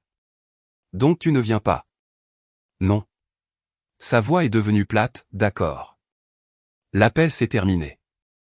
La culpabilité est venue après, pas progressivement, d'un coup. Elle pesait si lourdement sur ma poitrine que rester à la maison semblait moins être une limite qu'un acte physique de résistance. Nina est venue avec de la nourriture à emporter après que je lui ai dit que Claire avait été admise. Elle n'a pas dit que j'avais fait la bonne chose, Dieu merci, si elle l'avait fait, j'aurais pu me disputer avec elle juste pour prouver à quel point je me sentais terrible. Au lieu de cela, elle a ouvert des conteneurs sur mon comptoir de cuisine et a demandé si je voulais de la compagnie, oui. Alors elle est restée. Nous avons mangé sans beaucoup parler. À 20h30, mon téléphone s'est éclairé avec un autre message de maman. Je l'ai lu une fois, puis une autre, j'ai dit à ton père de ne pas aller à ton bureau. Il a dit qu'il gérera ça lui-même. Nina a vu mon visage, quoi? J'ai tourné le téléphone vers elle mais ne le lui ai pas tendu. Il y avait une douzaine de façons d'interpréter la phrase de maman, avertissement, manipulation, exagération, un message que papa avait réellement dit, un message qu'elle voulait que je croie qu'il avait dit. Deviner était la façon dont les gens se faisaient piéger à l'intérieur d'histoires qu'ils ne pouvaient pas prouver, je n'ai donc pas deviné. Le message est allé dans le dossier exactement comme reçu, puis je l'ai transféré à Elena et au contact de sécurité du lieu de travail.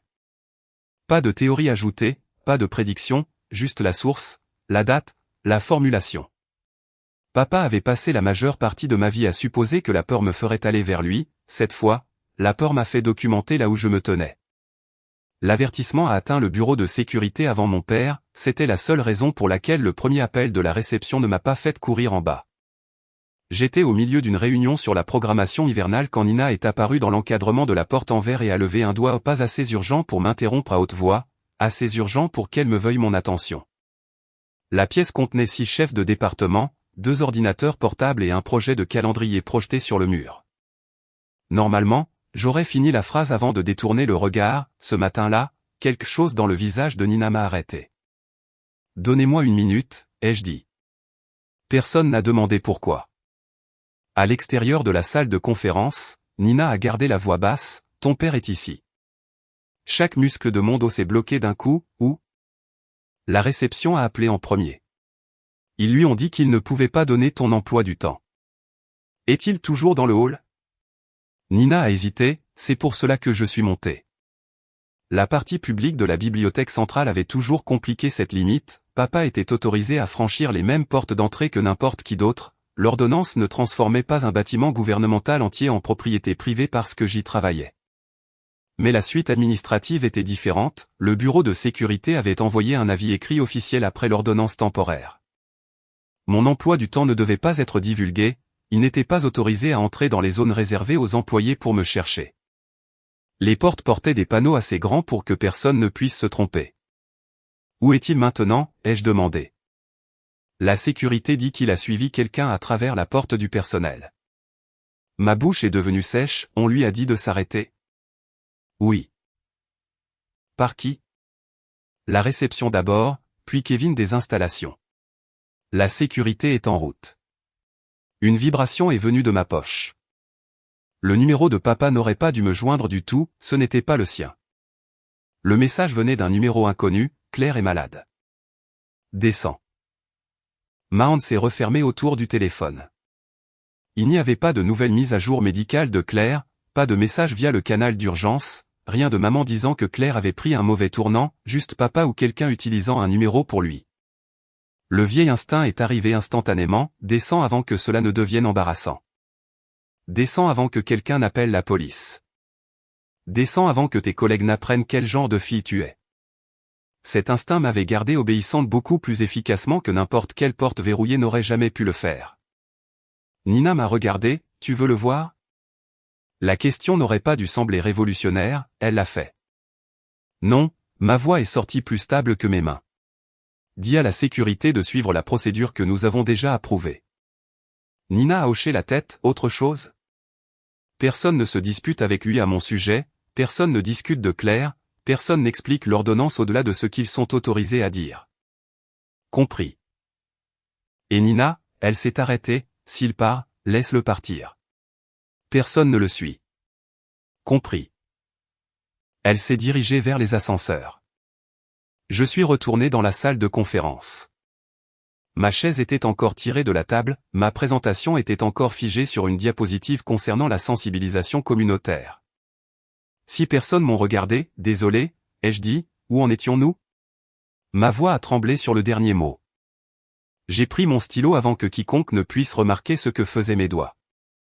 Nous discutions de la signalisation des succursales, quand un autre message interne est apparu sur mon ordinateur portable, intervention de sécurité active. Veuillez rester dans la suite administrative. Rien de plus. La retenue de cette phrase a aidé, pas d'adjectif, pas de spéculation, juste une instruction. J'ai continué à parler. 3 minutes plus tard, un second message est arrivé, sujet, l'individu est entré dans le couloir réservé au personnel après avoir reçu l'instruction verbale de ne pas entrer. Contact de sécurité établi. Mes yeux sont restés sur le calendrier projeté. pendant près de 4 décennies, papa m'avait appris qu'une crise effaçait les procédures, Claire était malade, donc les portes s'ouvraient, les emplois du temps changuaient, l'argent bougeait, Rachel venait. La sentence sur mon écran disait quelque chose de différent, une porte avait été marquée réservée au personnel, on lui avait dit de ne pas la franchir, il l'avait franchie quand même. Aucune quantité d'amour ne changeait ce qui s'était passé entre ces 3 faits. La réunion s'est terminée tôt parce que je ne pouvais plus prétendre que mon attention était dans la pièce. Nina est revenue 10 minutes plus tard, il est parti. La sécurité l'a-t-elle expulsé? La sécurité a répondu. La police a été appelée en raison des ordonnances existantes et de l'entrée dans la zone restreinte. Que s'est-il passé après cela? Je ne sais que ce que j'ai vu dans le couloir et ce que la sécurité m'a dit. Je ne veux pas remplir les blancs. C'était pourquoi je lui faisais confiance. Que as-tu vu? 2 officiers l'ont escorté depuis le couloir administratif. Je n'ai pas entendu toute la conversation. T'a-t-il vu? Oui. A-t-il dit quelque chose? Nina avait l'air mal à l'aise, il m'a demandé de te dire que Claire avait besoin de toi. J'ai attendu. C'est tout? Pas exactement. Quoi d'autre? Il a dit, elle vient toujours quand Claire a besoin d'elle. La phrase s'est installée dans la pièce, pas elle aime sa sœur, pas s'il te plaît dis-lui que j'ai peur, elle vient toujours. Prédiction, attente, accès, le même mécanisme que papa avait décrit dans l'email des mois plus tôt, une fois qu'elle verra à quel point Claire a peur, Rachel ne dira pas non. J'ai ouvert mon ordinateur portable. Qu'est-ce que tu fais? A demandé Nina. J'écris ce que tu viens de me dire avant que la mémoire ne commence à le polir. Tu veux que je t'envoie ma version aussi? Oui, séparément. Seulement ce que tu as directement vu et entendu. Elle a sorti son téléphone, pas de conclusion. Pas de conclusion. Je n'en avais pas besoin. En fin d'après-midi, la sécurité du lieu de travail avait produit un rapport d'incident. Je l'ai lu seul, papa était entré dans le bâtiment par le hall public, la réception avait refusé de fournir ma localisation, il avait été informé qu'il ne pouvait pas entrer dans les zones de travail administratives. Un membre du personnel l'avait rencontré au-delà du point d'accès marqué et lui avait ordonné de retourner dans la zone publique, il avait continué plus loin dans le couloir avant l'arrivée de la sécurité. Le rapport énumérait la vie de lieux de travail existants, il énumérait les employés intervenus, il énumérait les officiers venus après que la sécurité a contacté les forces de l'ordre. Il ne l'appelait pas contrôlant, il ne m'appelait pas effrayé, il ne mentionnait pas les reins, cela en faisait l'un des documents les plus solides de mon dossier. Le lendemain matin, les services aux victimes ont appelé. La représentante a confirmé que l'incident du lieu de travail avait été transmis au procureur gérant l'affaire pénale en instance de papa parce que ses conditions de libération restreignaient déjà les contacts avec moi et lui interdisaient de venir sur mon lieu de travail. Que devient sa caution, ai-je demandé. Cette décision appartient au tribunal pénal. Pourrait-il être à nouveau arrêté? Je ne peux pas promettre ce que le juge ou le procureur fera. Je peux vous dire que la violation présumée a été documentée et envoyée là où elle doit l'être. Pour une fois, je n'ai pas demandé plus, mon travail n'était pas de gérer l'exposition pénale de papa, cela appartenait à un système extérieur à moi. Mon travail était de décider de ce dont j'avais besoin. Elena m'a rencontré cet après-midi-là. La chronologie entre nous s'était épaissie, mais sa structure était devenue plus simple, le rapport des soins urgents du jour même, le rapport de police, les appels de la première nuit, les conditions de non-contact pénal, ma limite écrite d'appartement, les emails de donneuse. L'ordonnance civile temporaire, l'avis de lieu de travail, l'incident de la zone restreinte, l'avertissement de maman de la veille, le message de papa me disant de descendre. Chaque élément avait existé avant le suivant, rien n'avait été fabriqué pour le tribunal. Elena a tourné le rapport du lieu de travail, cela importe parce qu'il a franchi la porte du personnel, parce qu'il y avait des couches avant qu'il ne la franchisse. Je l'ai regardé, on lui avait déjà dit de ne pas me contacter. Oui. On lui avait déjà dit de ne pas venir au travail. Oui. La réception lui a dit de ne pas entrer dans la zone du personnel. Oui. Et il pensait encore que je descendrais. Elena a fermé le dossier, que voulez-vous faire? Cette question à nouveau, pas que devrait-il lui arriver, que voulez-vous? Je veux l'audience finale. Vous alliez déjà en avoir une. Je sais. Je veux dire que je ne veux pas la négocier. Elle a étudié mon visage, d'accord. Pas d'accord privé où papa promet de se comporter si je me retire. D'accord. Pas d'exception familiale qui lui permet de me contacter chaque fois que Claire est admise.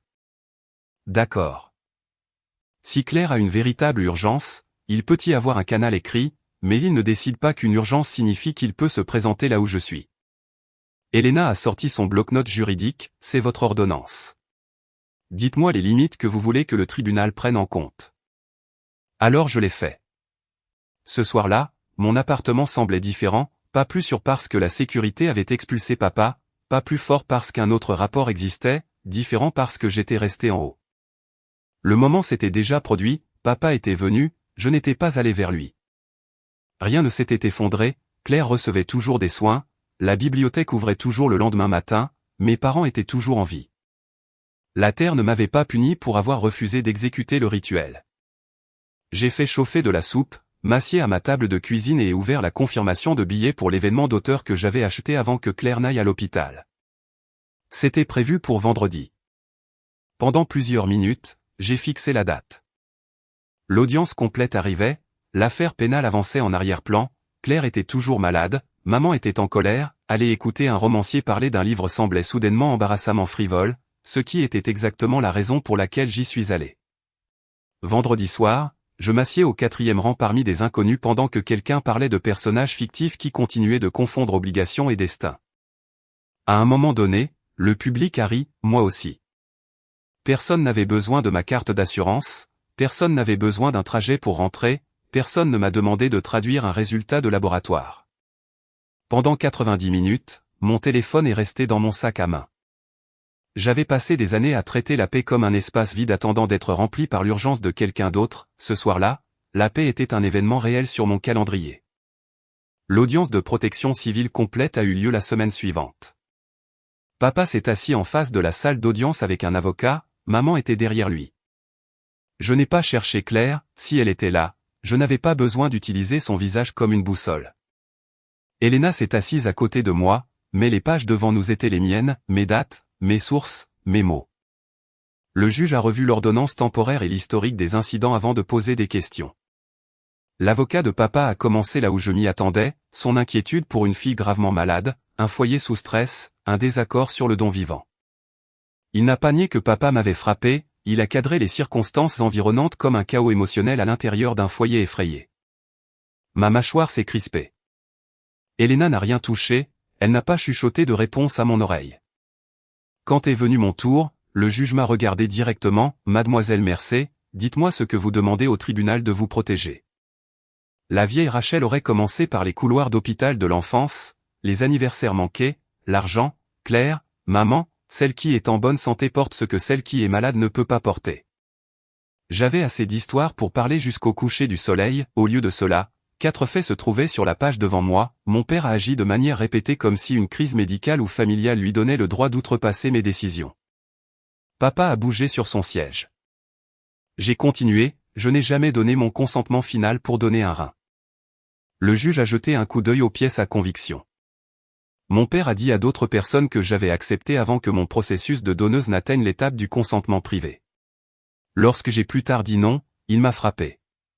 Cela a été documenté le jour même par les soins urgents et la police. L'avocat de papa s'est légèrement levé, nous ne contestons pas qu'il y ait eu un incident. Le juge a levé une main, laissez-la finir. Mon pouls battait dans ma lèvre blessée, même si la blessure avait guéri depuis des semaines. Après cela, les conditions de libération pénale ont restreint ses contacts avec moi. J'ai également obtenu une protection civile temporaire. Mon employeur l'a formellement informé de ne pas me chercher dans les zones administratives restreintes. La semaine dernière, il est entré sur mon lieu de travail, s'est vu refuser des informations sur ma localisation, s'est vu dire de ne pas entrer dans la zone des employés, a franchi une limite marquée réservée au personnel quand même et a continué après avoir été dirigé vers le retour. Papa a parlé avant que son avocat ne puisse l'arrêter, parce que Claire était à l'hôpital. La pièce a changé, pas dramatiquement, juste assez. Je l'ai regardé, c'était là la raison pour laquelle il croyait devoir tout effacer. Le juge s'est tourné vers lui, « Monsieur Mercé, vous aurez l'occasion de répondre. » Papa s'est rassis. Quand mon tour a repris, le juge a demandé, « Pensez-vous qu'il avait l'intention de vous faire du mal à la bibliothèque ?» Je ne sais pas ce qu'il avait l'intention d'inciter. Cette réponse a semblé surprendre papa plus qu'une accusation ne l'aurait fait. Je sais ce qu'il a fait. Il a franchi une limite après qu'on lui a dit qu'elle existait. L'avocat de papa a plus tard soutenu que son client était un père sous une pression émotionnelle extraordinaire. Lorsque papa a été autorisé à parler, sa voix est montée, « Ma fille est malade ».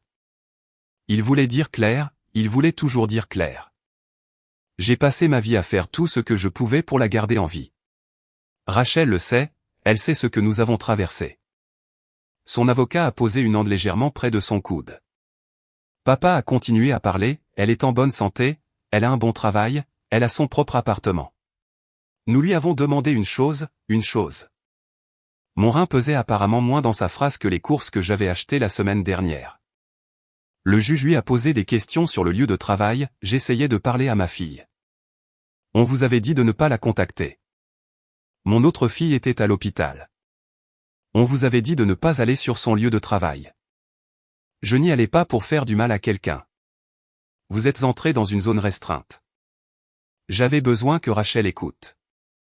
Les mots m'ont frappé sans presque aucune force, ce qui m'a surprise. Des mois plus tôt, j'aurais entendu de la désespérance, de l'amour, de la peur, un père perdant le contrôle parce qu'un enfant était malade et l'autre était difficile. Maintenant, j'entendais la structure, j'avais besoin de Rachel, donc Rachel aurait dû être disponible. Le juge s'est retourné vers moi, Mademoiselle Mercé, voulez-vous un contact direct de votre père? Non. Une exception pour les urgences familiales? Ma bouche est devenue sèche. Papa me fixait, les mains de maman étaient serrées sur ses genoux derrière lui. Une image a clignoté dans mon esprit, Claire dans un autre lit d'hôpital, maman appelant papa, incapable de me joindre. La vieille culpabilité s'est pressée contre mes côtes, puis je me suis rappelé ce que j'avais déjà construit, un canal écrit désigné. Claire pouvait me contacter elle-même, maman pouvait envoyer des informations d'urgence vérifiées via le canal autorisé. L'urgence ne nécessitait pas l'accès de papa. Pas d'exception de contact direct, ai-je dit. S'il y a une véritable urgence médicale concernant ma sœur, les informations peuvent être envoyées via le canal écrit désigné. Je déciderai de ce que je ferai avec. Le visage de papa s'est durci, pour la première fois, cela n'a pas semblé être un verdict sur moi. L'ordonnance finale est arrivée plus tard ce jour-là, 2 ans, aucun contact direct de papa, aucune visite à ma maison, aucune apparition sur mon lieu de travail dans le but de me chercher, aucun message de tiers conçu pour éluder la restriction. Communication juridique nécessaire via les canaux appropriés, information d'urgence sur Claire via la voie écrite désignée. Elle n'a pas tranché tous les différends entre nous, elle n'a pas réglé les frais médicaux de l'agression, elle n'a pas résolu les fausses déclarations que papa avait distribuées, ses affaires civiles pouvaient continuer séparément. Mais la question centrale avait une réponse, papa ne décidait plus de l'instant où il avait accès à moi. À l'extérieur du tribunal, maman m'a rattrapé avant que j'atteigne le trottoir. Elle était autorisée à me parler, je m'arrête parce que je l'ai choisi. Son visage semblait plus âgé qu'il y a 6 semaines, es-tu heureuse maintenant? Non. La réponse a semblé la déstabiliser. Ton père pourrait voir sa caution modifiée à cause de ce qui s'est passé à la bibliothèque. Ce n'est pas ma décision. Tu as déposé tout cela. J'ai signalé ce qui s'est passé. Elle a secoué la tête, nous sommes déjà dans le rouge chaque mois. Claire a des copaiements, du transport, du stationnement, des choses que Medicare n'efface pas magiquement. Ton père a des frais juridiques maintenant. Comprends-tu ce que cela fait? Oui. Alors qui va nous aider? C'était là, pas et tu ça va, pas ta lèvre fait-elle encore mal, pas t'avons-nous perdu, qui va nous aider? Pendant des années, ces phrases avaient semblé interchangeables, elles ne l'étaient pas. Je ne sais pas, ai-je dit. Maman m'a fixé, c'est tout? C'est votre question ménagère, pas la mienne. Son expression a changé, je n'ai pas essayé de lui donner un nom. Je suis parti avant qu'elle ne puisse me la rendre. Claire a envoyé un message ce soir-là, j'ai entendu parler de l'ordonnance. Pas d'accusation, pas de félicitations. J'ai attendu. Un second message est apparu, je ne comprends toujours pas comment tu peux faire ça à papa et dire encore que tu l'aimes. Mon pouce a survolé le clavier. 6 paragraphes se sont assemblés automatiquement, papa m'a frappé, papa a menti, papa a franchi l'ordonnance, tu savais que la date de chirurgie n'était pas réelle, j'ai payé pendant des années, j'ai été là pour tout. Toute la note de défense vivait en moi, polie par des décennies de pratique. Je l'ai supprimée, puis j'ai écrit « Tu n'as pas besoin de comprendre mes limites pour qu'elles soient réelles ». L'indicateur de frappe est apparu, s'est arrêté, est apparu à nouveau. Sa réponse a pris plusieurs minutes, alors qu'est-ce que cela signifie pour nous? Cette question était plus difficile. Papa avait rendu sa relation avec moi conditionnelle à l'accès, je ne voulais pas reproduire cela en exigeant que Claire soit d'accord avec chaque choix avant que je ne lui parle. Mais je ne retournerai pas non plus à une fraternité où chaque conversation devenait finalement une négociation sur mon corps. Cela signifie que tu peux me contacter directement en tant que ma sœur, pas via maman ou papa, pas pour changer ma décision de donneuse. Si la conversation devient une pression sur mon rein, j'y mettrai fin. Sa réponse est venue rapidement, c'est dur. Peut-être. J'ai regardé le mot pendant un moment, puis j'ai tapé, c'est clair. Aucune réponse n'a suivi. Le lendemain matin, je me suis réveillé avant mon réveil. Pendant un moment, je m'attendais à la panique familière, qui a appelé? Qui avait besoin de quelque chose? Que s'était-il passé pendant la nuit? Le téléphone était toujours sur la table de chevet, pas d'appel manqué, pas de message d'urgence, pas de nouvelles instructions de qui que ce soit. Le calme semblait énorme. Des mois plus tôt, le silence de mes parents m'aurait terrifié, maintenant, il ressemblait à une porte restant fermée parce que j'avais enfin arrêté de la tenir ouverte. Le calme ne s'est pas transformé en paix tout d'un coup. Pendant les premières semaines après l'ordonnance de protection finale, cela ressemblait plus à l'attente d'une alarme qui avait été déconnectée sans que mon système nerveux ne reçoive le message. Je vérifiais toujours mon téléphone quand je me réveillais, regardais toujours par le Judas avant d'ouvrir la porte de mon appartement, me surprenais toujours à écouter les pas dans le couloir administratif chaque fois que l'ascenseur s'ouvrait au travail. Mais papa n'a pas appelé, il n'est pas apparu à mon immeuble, il n'est pas revenu à la bibliothèque. Quoi qu'il soit arrivé avec son affaire pénale après l'incident du lieu de travail ne m'est parvenu que par des avis officiels et des mises à jour des services aux victimes. J'ai appris que ces conditions de libération restaient en vigueur pendant que l'affaire avançait. Je n'ai pas appelé le procureur pour des détails supplémentaires, je n'ai pas demandé à Elena de prédire ce qui se passerait. Pour la première fois de ma vie, un problème impliquant mon père existait sans devenir mon devoir. Cela a demandé de la pratique, tout comme garder mon argent. Le deuxième mois après que j'ai arrêté les transferts, maman m'a envoyé une feuille de calcul. Évidemment qu'elle l'a fait. La pièce jointe s'appelait déficit ménager Mercé. J'ai failli rire, presque. Maman avait fait de la tenue de livre pendant trop d'années pour envoyer une panique vague quand les chiffres pouvaient faire le travail plus efficacement. La feuille était propre, écart d'hypothèque, assurance auto, essence, service mobile, stationnement pour les rendez-vous de Claire, livraison de courses, une réserve pour les copaiements de Claire et autres frais médicaux de poche. Chaque ligne avait un montant mensuel à côté. En bas, maman avait surligné un total, puis elle avait écrit « Voilà ce que ta décision fait ». Je pensais que voir les chiffres réels pourrait aider à comprendre que ce n'est pas une question de restaurant ou de luxe. Pendant plusieurs minutes, j'ai étudié la feuille. Certains chiffres étaient légitimes, c'est ce qui la rendait efficace. Claire avait encore des coûts médicaux, son assurance privée ne rendait pas chaque rendez-vous gratuit, et ses frais de traitement ne disparaissaient pas parce que d'autres couvertures se coordonnaient avec elle. L'essence coûtait toujours de l'argent, le stationnement coûtait toujours de l'argent, la maison avait toujours une hypothèque. Rien de tout cela ne transformait le déficit en le mien. Maman a envoyé un autre message avant que je ne réponde, tu pourrais réparer la majeure partie de cela en remettant les $600. Une ligne, Rachel. C'est tout. Une ligne. Toute mon enfance réduite à une entrée de tenue de livre. J'ai ouvert le site web immobilier du comté. Mes parents possédaient leur maison depuis des décennies. Même avec l'hypothèque restante, les informations publiques sur la propriété et les chiffres que maman elle-même avait partagés au fil des ans rendaient une chose évidente, ils avaient des options. Des options n'étaient pas la même chose que du confort, cette distinction avait apparemment été mon travail de l'effacer. Ma réponse a pris moins de 5 minutes, je comprends le déficit. Je ne reprends pas le transfert mensuel. Puis j'ai ajouté un lien vers la page de réduction d'effectifs et d'évaluation de maison d'une agence immobilière locale, si le coût actuel du logement ne correspond plus à vos revenus de retraite, vendre et déménager dans une propriété plus petite est une option disponible. Le curseur clignotait. La vieille Rachel aurait ajouté 3 paragraphes, je sais que déménager serait difficile, je sais que Claire a besoin de stabilité, je sais que papa aime le jardin, je sais que vous avez des souvenirs là-bas. La nouvelle version de moi a supprimé chaque phrase qui essayait de résoudre l'émotion créée par leur propre choix. J'ai envoyé l'email. La réponse de maman est arrivée 12 minutes plus tard, alors après tout, ta solution est de nous faire vendre notre maison. J'ai lu la phrase une fois, puis j'ai fermé le message. Ma solution n'était pas de leur faire faire quoi que ce soit, c'était la partie qu'elles ne pouvaient toujours pas entendre. Une semaine plus tard, Claire a appelé directement, pas de message de maman en premier, pas de parents me disant qu'elle était énervée, juste le nom de ma sœur sur l'écran. J'ai répondu, salut. Et sa voix semblait plus forte que pendant l'hospitalisation. Comment te sens-tu? Mieux que cette semaine-là. C'est bien. Une pause a suivi, je l'ai laissé exister. Claire a parlé en premier, je fais toujours le processus d'évaluation pour la greffe. Oui. D'accord.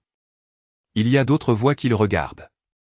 Elle n'a pas tout expliqué et je n'ai pas demandé des détails qui lui appartenaient de garder. Cela semblait nouveau aussi, pendant la majeure partie de nos vies, la santé de Claire avait été traitée comme un panneau d'affichage familial, tout le monde savait tout parce que la crise rendait soi-disant la confidentialité impraticable. Maintenant, elle pouvait me dire autant ou aussi peu qu'elle le voulait. Alors, a-t-elle dit, je suppose que tu ne vas pas me demander s'ils ont trouvé un autre donneur vivant. Non. Pourquoi pas? Parce que si tu veux que je le sache, tu me le diras. Une autre pause. C'est bizarre. Qu'est-ce qu'il est? Toi ne la gérant pas, la phrase était si exacte que j'ai souri, ma lèvre ne faisait plus mal quand je le faisais. J'essaie quelque chose de nouveau. Claire a eu un petit rire sans humour, apparemment. Puis sa voix a changé, tu me manques. Les mots ont trouvé un endroit en moi que j'avais essayé de ne pas toucher, tu me manques aussi. Je suis toujours en colère. Je sais. Je pense toujours que tu pourrais m'aider. C'était là, pas caché, pas emballé dans le langage de maman, la propre croyance de Claire. Mes doigts se sont serrés autour du téléphone, mais je n'ai pas mis fin à l'appel, tu as le droit de penser cela. Tu donnes l'impression que c'est si simple. Ce n'est pas simple. Alors pourquoi tout ce que tu dis semble-t-il définitif? Parce que pour la première fois ça l'est. Au lieu de cela, j'ai dit, parce que j'ai passé trop de temps dans ma vie à faire passer des décisions définitives pour temporaires afin que personne ne soit énervé contre moi.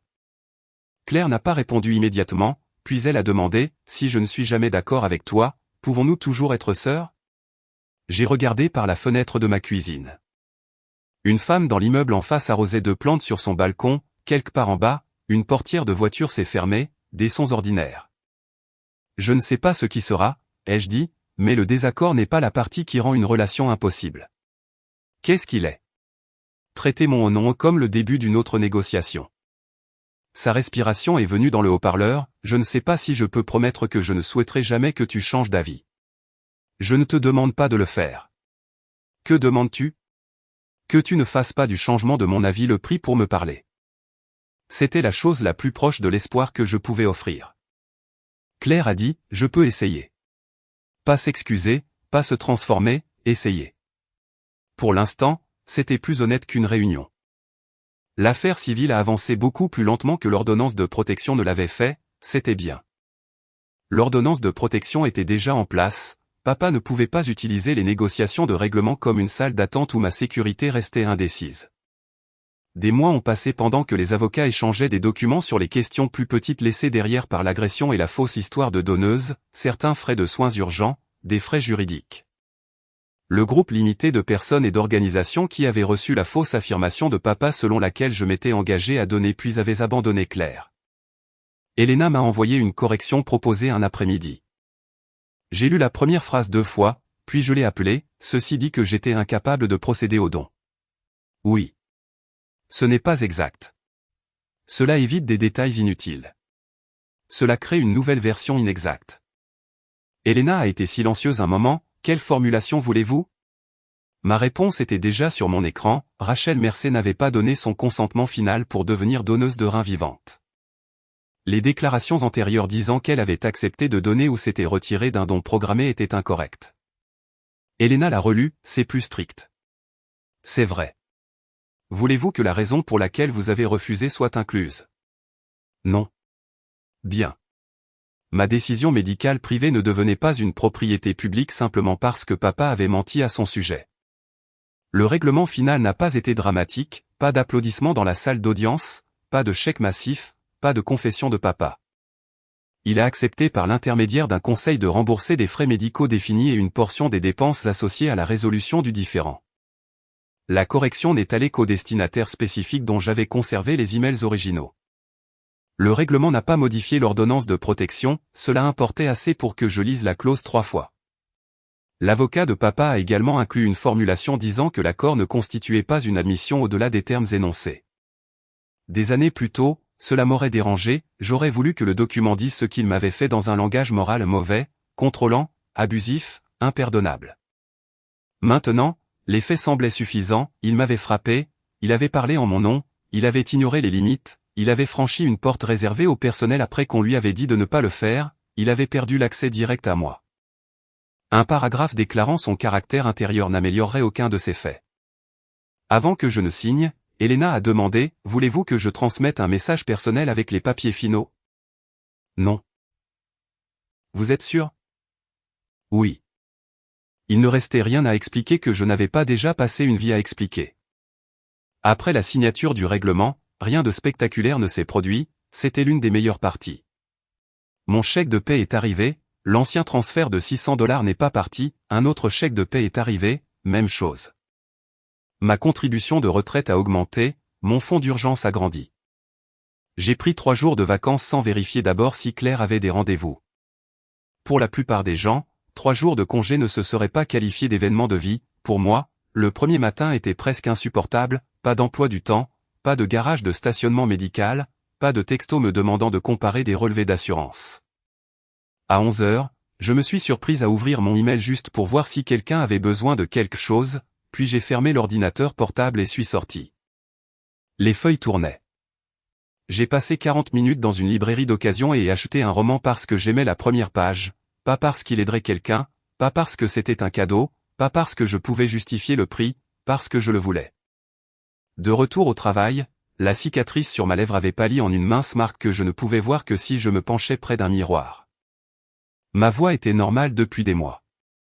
La première semaine après que papa m'a frappé, chaque longue réunion avait fait douler la coupure, maintenant je pouvais me tenir devant une pièce, répondre aux questions des journalistes, corriger de mauvaises informations et partir sans goûter le sang.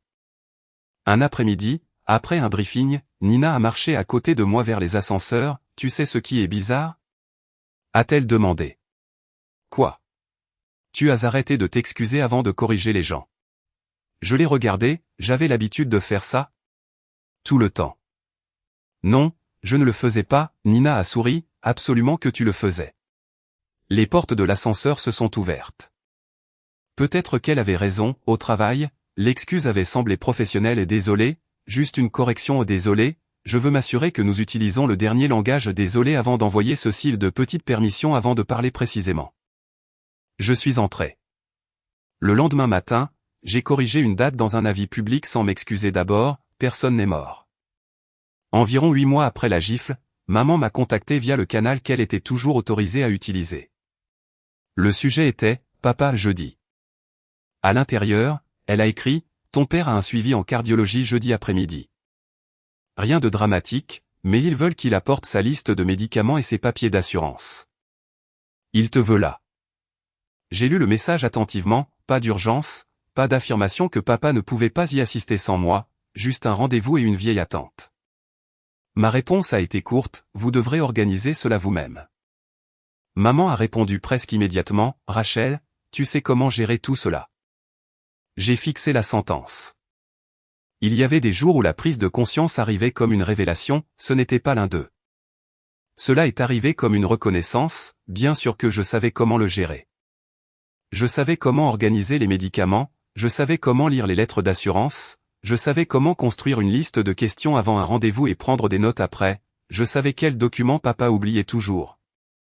Je savais que maman deviendrait déstabilisée si un médecin utilisait trop de termes inconnus, je savais comment rendre des systèmes difficiles plus faciles pour les autres. Cela n'avait jamais été le problème était que tout le monde avait confondu la capacité avec l'obligation. Maman a envoyé un autre message, quoi que tu penses de lui, il est toujours ton père. Mes mains ont reposé sur le clavier.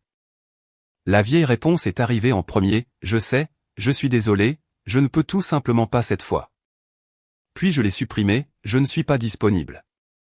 4 mots et pas d'excuses, pas d'argumentation, pas de comptabilité, pas de référence au tribunal, pas de rappel de la gifle. Maman pouvait ne pas aimer la réponse sans obtenir une autre version après. La tristesse est venue, pas le triomphe, cela m'a moins surprise que cela ne l'aurait fait des mois plus tôt. Papa était toujours mon père, il y avait une version du jeudi après-midi où je m'asseyais à côté de lui dans le bureau d'un cardiologue, corrigeais sa liste de médicaments, le raccompagnais chez lui et m'arrêtais pour un café parce qu'il détestait le café d'hôpital. Cette version de ma vie avait aussi contenu de vrais moments, chaque souvenir n'était pas un mensonge. C'était une partie de ce qui rendait le fait de quitter le rôle douloureux, une limite ne m'obligeait pas à réécrire chaque bonjour en quelque chose de laid, elle m'obligeait seulement à arrêter d'utiliser les bonjours comme paiement pour un accès futur. Claire a appelé quelques semaines plus tard. Nous avions commencé à parler peut-être 2 fois par mois, parfois seulement pendant 10 minutes. Elle m'a parlé d'un livre qu'elle détestait, je lui ai parlé d'un usager qui avait rendu un livre de bibliothèque près de 30 ans en retard avec une lettre d'excuse, aucune de nous deux n'a mentionné les reins. Puis un soir, elle a dit, j'avais un autre rendez-vous de greffe aujourd'hui. Mon corps s'est tendu automatiquement, d'accord. Ils évaluent toujours les options. D'accord. C'est tout ce que tu vas dire? Que veux-tu que je dise? Je ne sais pas. Moi non plus, alors nous sommes restés dans la gêne. Puis Claire a dit, j'essaie de ne pas faire de chaque conversation une histoire à ce sujet. Je sais. Tu peux le dire? Oui. Est-ce censé être un compliment? Un peu. Elle a ri, un vrai rire cette fois. Pendant peut-être 30 secondes, elle était simplement ma sœur aînée, pas ma patiente, pas la personne pour laquelle j'étais né pour aider, pas la raison pour laquelle papa m'avait frappé, juste Claire. Quand l'appel s'est terminé, je n'ai pas pris 30 bonnes secondes pour une réparation complète, mais je les ai laissées être bonnes. Vers la fin de l'année, j'ai enfin réorganisé la boîte de fichiers dans le placard de ma chambre, assurance, impôts, documents d'appartement, dossiers médicaux. L'enveloppe avec le bracelet d'hôpital d'enfance était toujours là, Rachel Mercé, ma propre écriture sur le devant. Je m'assieds sur le sol et l'ai ouverte. Le plastique avait jauni plus que je ne m'en souvenais, mon nom d'enfance était faible mais lisible. Pendant des années, maman avait traité ce bracelet comme une relique familiale, une preuve que nous avions survécu, une preuve que j'avais sauvé Claire, une preuve que le sacrifice nous avait rendus proches. Je l'ai tourné entre mes doigts, il y avait une autre vérité. Cette visite à l'hôpital m'était aussi arrivée, ma peur était arrivée, mon corps était arrivé, mon enfance était arrivée. Je n'avais pas besoin de jeter le bracelet pour arrêter d'appartenir à sa vieille signification. Je l'ai donc placé dans mon dossier de dossier médical, mon dossier. Puis j'ai fermé la boîte. Presque un an après que papa m'a frappé, je m'assieds dans la salle d'attente pour un examen physique de routine, mon examen physique, pas un test de donneuse, pas le rendez-vous de Claire. Pas une consultation à laquelle quelqu'un m'avait demandé d'assister parce que j'étais bonne avec les papiers. Une infirmière a appelé mon nom et m'a tendu une tablette, passez tout en revue avant que nous ne vous emmenions au fond. La majeure partie était ordinaire, adresse, assurance, médicaments, allergies. Puis j'ai atteint la section du contact en cas d'urgence, Martin Mercé. Le nom était assis là exactement où il avait été la nuit où j'étais allé aux soins urgents avec du sang sur la lèvre. Pendant un moment, mon doigt s'est arrêté au-dessus de l'écran. Je me suis rappelé cette première nuit, l'hésitation, à quel point supprimer son nom avait semblé impossible même après qu'il m'avait frappé, comme si le contact en cas d'urgence n'était pas un champ de formulaire mais une déclaration de loyauté, comme si le retirer rendait la rupture réelle. C'était peut-être pour cela que je l'avais laissé intact. Puis j'avais eu besoin de presque un an pour comprendre quelque chose de plus simple, le contact en cas d'urgence n'était pas une récompense pour une relation de sang, c'était un accès accordé par moi. J'ai tapé supprimer, la ligne a disparu. Un nouveau champ s'est ouvert, non, Nina Patel relation, amie. Puis j'ai revu la page à nouveau. En haut se trouvait mon nom, Rachel Mercé. Aucune référence à Claire, aucun statut de donneuse, aucune note disant celle qui est en bonne santé, aucune explication de quelle fille j'étais, juste mon nom sur mon dossier. L'infirmière est revenue une minute plus tard et a jeté un coup d'œil à l'écran rempli, autre chose que vous devez changer. Je lui ai tendu la tablette, non, ai-je dit. C'est tout.